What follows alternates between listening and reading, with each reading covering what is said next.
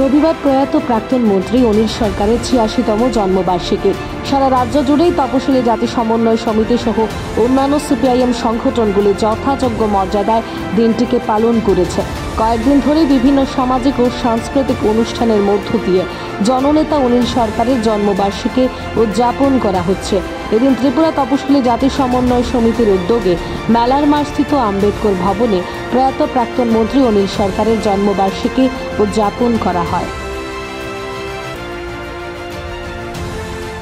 আমরা ত্রিপুরা তপশিলি জাতি সমন্বয় সমিতি 2016 সাল থেকে, অর্থাৎ আমাদের তফসিলি আন্দোলনের অন্যতম পুরোধা আমাদের রাজ্যের, শুধু তফসিলি না, এই রাজ্যে সাংস্কৃতিক আন্দোলন,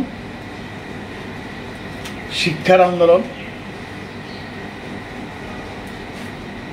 শ্রমজীবী মানুষের যে লড়াই, জাতীয় ঐক্যের লড়াই, তার পুরোধা অনিল সরকারের মৃত্যুর পর বছর থেকেই আমরা প্রতি বৎসর এই দিনটাকে পালন করি, তার প্রতি শ্রদ্ধা জানানো এবং তার যে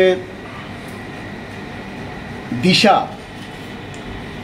তার যে আদর্শ, এটাকে আমরা এগিয়ে নিয়ে যাওয়ার জন্য শপথ নিই। আমরা আজকে আমাদের রাজ্যের সর্বত্রই আমরা এই জন্মদিন ওনার এটা পালন করার কর্মসূচি নিয়েছি। কেন্দ্রীয়ভাবে আম্বেদকর ভবনে আমরা পালন করছি। প্রয়াত অনিল সরকার আমাদের রাজ্যে, আমাদের যে তফসিলি অংশের মানুষ, বিশেষ করে একটা সময় ছিল তারা মানুষ হিসেবেই গণ্য হতো না, তাদের সামাজিক মর্যাদা এবং অর্থনৈতিক অধিকার, শিক্ষার অধিকার, এই আদায়ের জন্যে তিনি আমাদের মানুষকে যেমন সংগঠিত, তেমনি গণতান্ত্রিক মানুষকেও এই আন্দোলনের পাশে দাঁড়া করাতে সমর্থ হয়েছিলেন। এবং আমরা দেখেছি উনি পরবর্তী সময়ে বামফ্রন্ট সরকারের মন্ত্রী হিসাবেও আমাদের রাজ্যে রবীন্দ্রনাথ, নজরুল, সুকান্ত, এগুলি মানুষের ঘরে ঘরে নিয়ে যাওয়া, আমাদের লোকশিল্পী তাদেরকে আলোতে নিয়ে আসা, তাদের মর্যাদা দেওয়া, সর্বোপরি আমাদের রাজ্যের যুব আন্দোলন, ছাত্র আন্দোলন, সাংস্কৃতিক আন্দোলন, এটাকে তেজি করার ক্ষেত্রে গুরুত্বপূর্ণ ভূমিকা নিয়েছিলেন। আজকে আমাদের রাজ্যের সাংস্কৃতিক যে উন্নয়ন, এটাকে ওনাকে বাদ দিয়ে আমরা চিন্তা করতেই পারি না।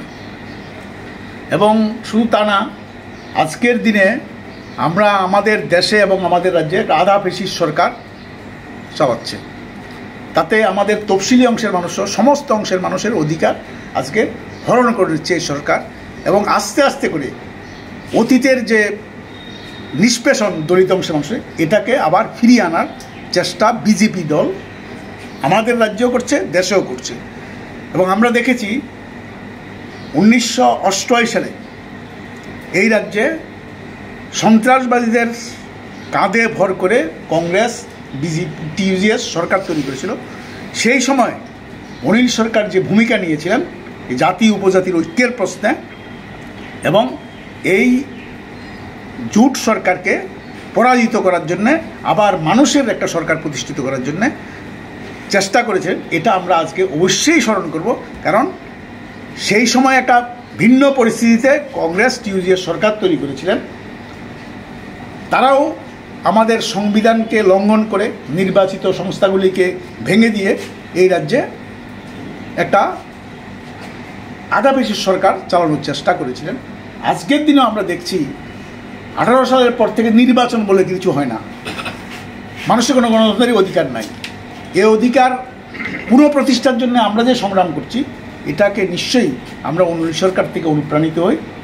এবং শুধু তা না, আমাদের দেশে যে সংবিধান ডক্টর বি.আর. আম্বেদকর তৈরি করেছিলেন মূলত তার নেতৃত্বে, এবং তার মধ্যে দলিত অংশের মানুষ যারা যুগ যুগ ধরে বঞ্চিত হয়েছে, নারী যারা যুগ যুগ ধরে বঞ্চিত, তাদের অধিকার প্রতিষ্ঠার জন্য কিছু সুনির্দিষ্ট ব্যবস্থা তিনি নিয়েছিলেন।